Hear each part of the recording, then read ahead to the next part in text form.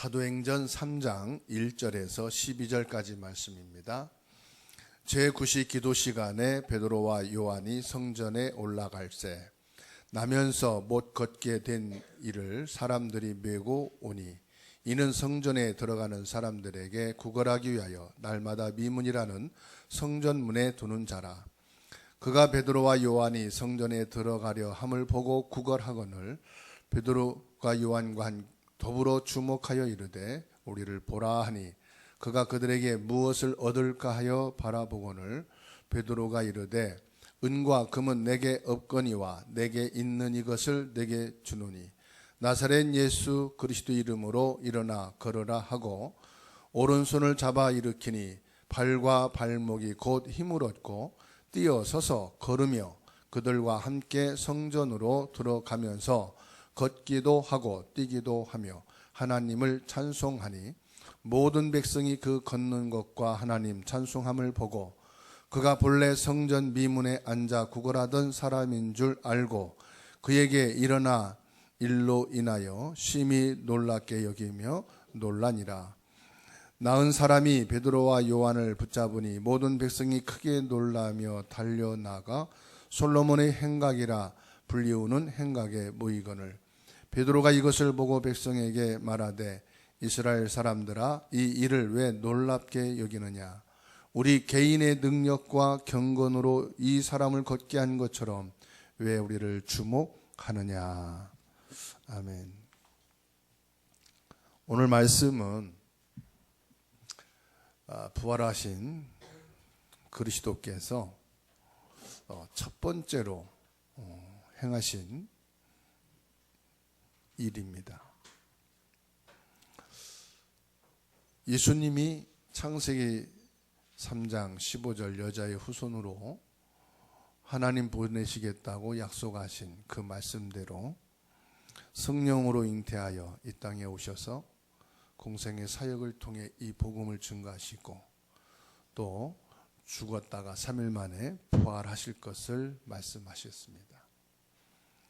그리고 그 말씀대로 갈보리산에서 십자가에 못 박혀 죽으시고 장사 지낸 바 되었다가 3일 만에 부활하신 이후에 부활하신 주님께서 본격적으로 역사하시는 성령 시대를 맞이하게 됐죠.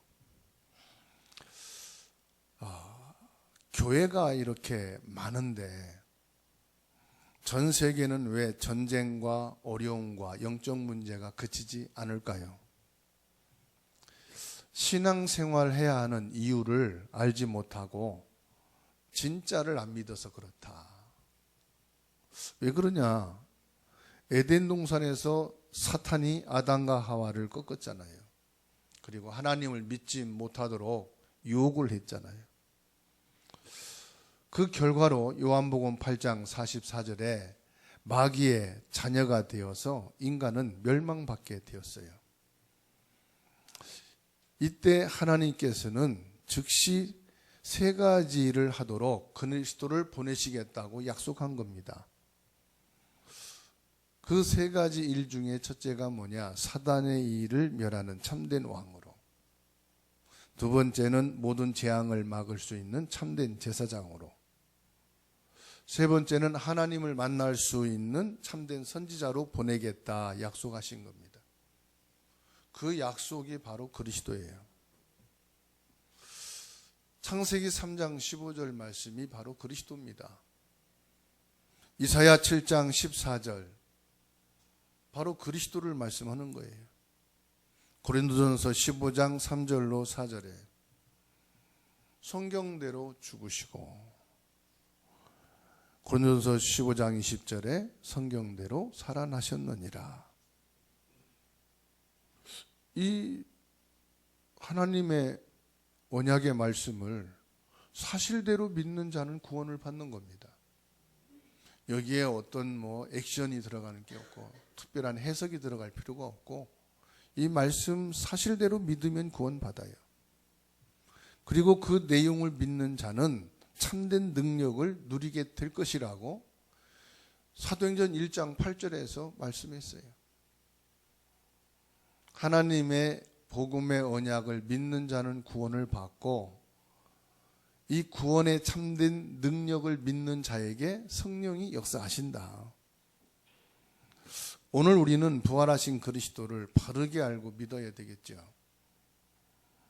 첫째로 우리가 해야 할 것은 이미 태초부터 그리스도는 하나님과 함께 계신 분이에요. 창조 때부터 하나님과 함께 계신 예수님이라니까요. 그래서 창세기 1장 26절 말씀 보면은 우리가 우리 형상대로 사람을 만들자 하고 이렇게 말씀했어요.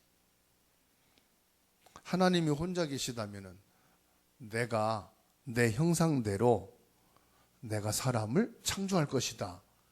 이렇게 말씀하셔야 되잖아요. 그런데 우리가 우리의 형상대로 사람을 만들자 이렇게 말씀했단 말이에요.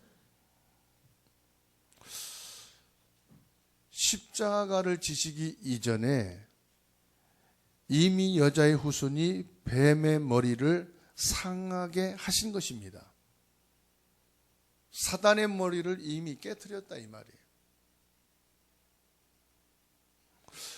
그래서 창세기 3장 15절을 우리가 사실대로 믿으면 돼요. 그리스도께서 이미 사단의 머리를 깨셨구나. 사단의 권세를 깨트렸구나. 모세가 이 말을 알아들었어요. 양의 피를 바르는 날, 그 양의 피가 아니라 그리스도의 십자가의 피라는 사실을 모세가 알아들었어요. 그게 출애굽기 3장 18절이에요. 그래서 출애굽기 12장 13절을 보면은 6월절을 우리가 믿고 6월절의 언약을 붙잡아야 되는데 뭐라고 말씀합니까? 네가 양의 피를 바르는 날 죽음이 너희를 넘어가리라. 그러니까 모세는 이 말씀을 알아들었다는 거잖아요. 애굽의 저주와 재앙과 흑암, 권세가 양의 피를 바르는 6월절 날 너희를 죽이지 못하고 넘어가리라.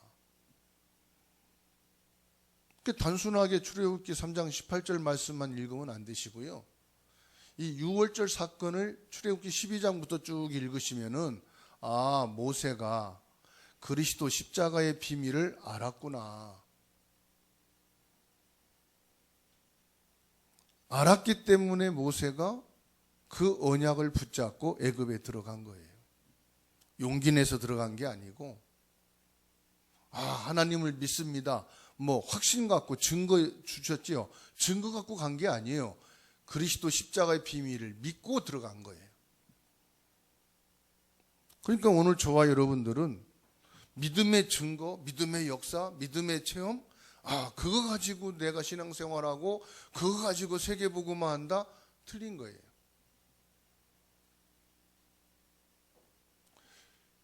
예수 그리스도 십자가 비밀의 능력을 믿고 그 비밀을 가지고 세계복음화하는 거고 가문복음화하는 거고 사람 살리는 것입니다. 그러니까 이사야 7장 14절은 뭘 말씀합니까?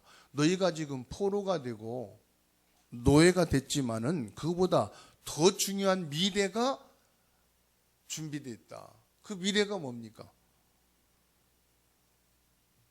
그 미래가 뭐예요? 복음이에요.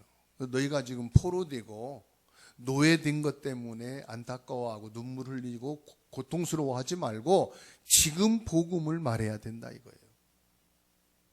내일이면 늦습니다, 여러분. 영적 문제는 훗날에 가면은 더 큰 문제가 와요. 지금 복음을 말해야 되나 말아야 되나. 지금 복음을 말할 시기. 이미 구약시대에 그리스도 오기 전에 그리스도를 언약으로 붙잡은 자에게는 하나님의 역사가 있었어요. 아수르 바벨론 포로 되었을 때 주신 말씀이 뭐예요? 처녀가 잉태하여 아들을 낳을 것이니 그 이름은 임마누엘이라 하리라. 포로 되었을 때 복음을 전하라는 거예요. 아수르 바벨론에서 지금 노예 생활하고 있는 그 고통 속에서 지금 복음을 말하고 지금 복음의 능력을 믿으라. 하나님이 축복하시고 응답 주시면 그때 내가 그 증거 가지고 얘기하게 아닙니다. 그 사람은 계속 그럴 겁니다. 더 큰 증거 주십시오. 더 확실한 응답을 주십시오. 그래야 내가 복음을 전하고 복음을 렘넌트들에게 심을 겁니다. 그게요, 핑계입니다. 사단의 전략이 뭐예요? 자꾸 핑계를 대는 거예요. 그래서 우리에게 증거는 뭡니까? 그리스도라는 사실이에요. 고린도전서 15장 3절에서 5절 말씀대로 성경대로 죽으시고 성경대로 살아나셨느니라. 예수가 그리스도라는 증거로 성경에 약속하신 그대로 죽으시고 살아나셨다. 싱거운 것 같지만 싱거운 게 아니라니까요. 하나님의 절대 언약의 말씀이에요. 과학자들과 지식인들의 머리로는 절대로 하나님 말씀을 이해할 수가 없어요. 그래서 지식인들이 수준이 낮다, 좀 더 깊이 있게 깨달아서 좀 더 알아듣게 말씀을 풀어서 주면은 좋겠는데 이렇게 말하거든요.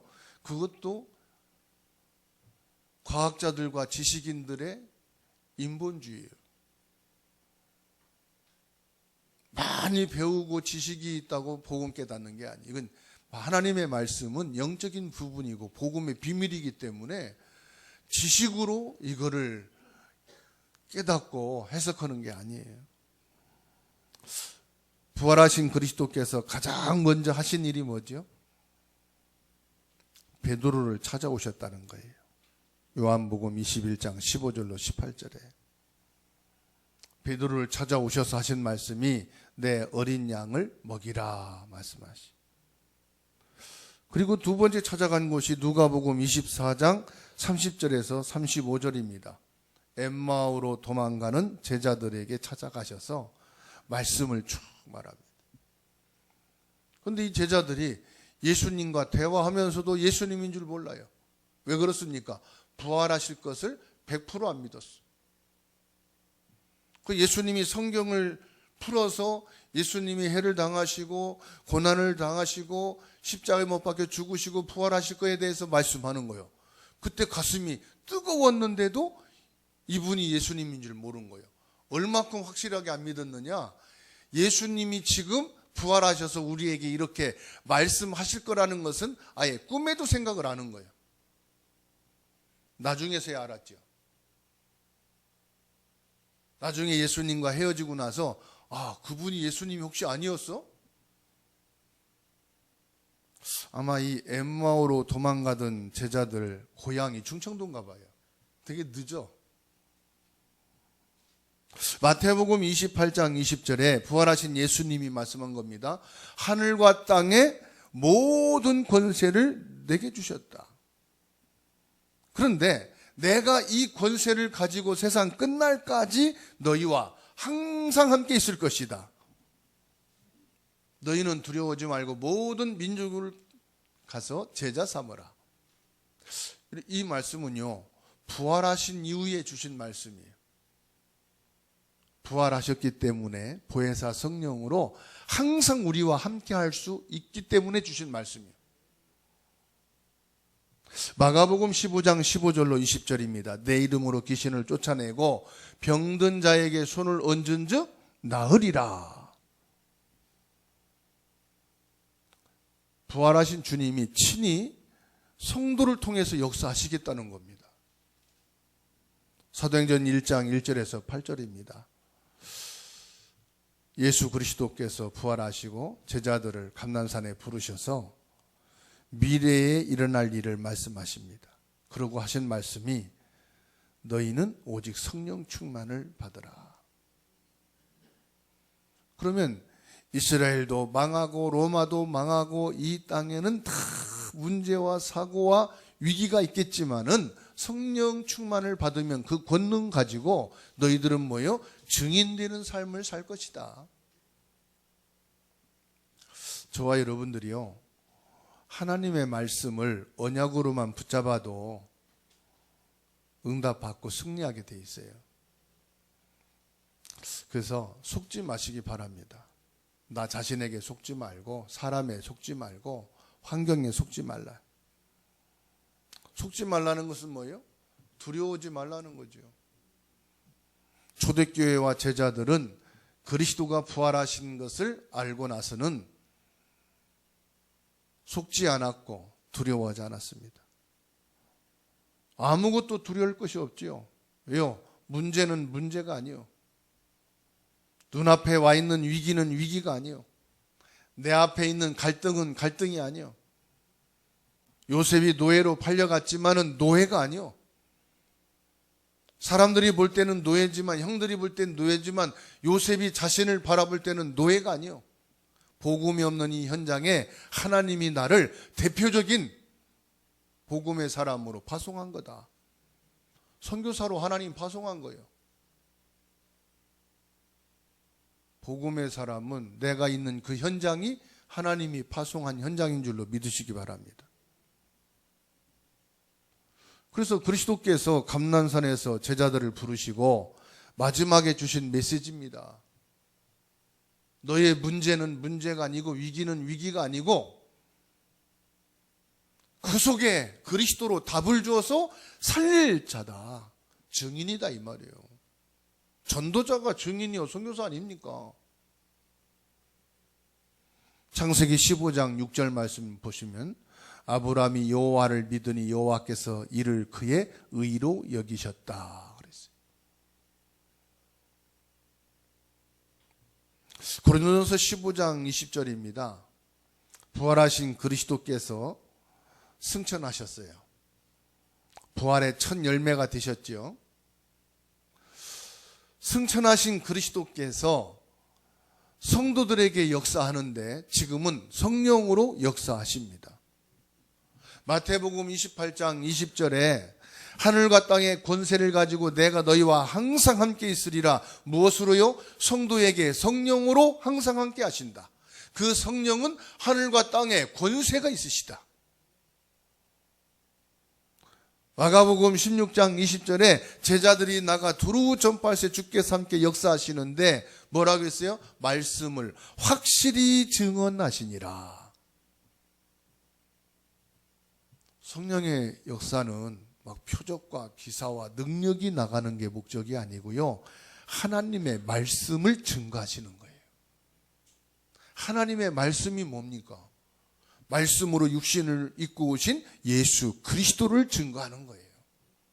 예수 그리스도가 증거되어지는 곳에 성령으로 성도들에게 역사하셔서 예수님이 공생에 사역하실 때 일어났던 그 기적과 표적과 능력을 행하신다 이 말이에요. 오늘 또 부활하신 그리스도께서 성도인 우리에게 성령으로 역사하셔서 하늘과 땅의 권세를 가지고 표적과 기사와 능력을 이루시는 줄로 믿으시기 바랍니다. 그래서 사도행전 1장 12절로 14절 말씀이요. 세계 복음화할 마가 다락방에 성령으로 역사하시잖아요.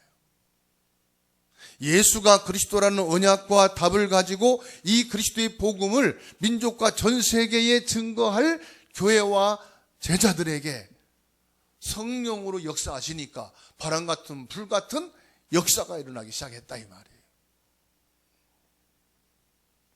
사도행전 3장 6절에서 10절 말씀 보세요.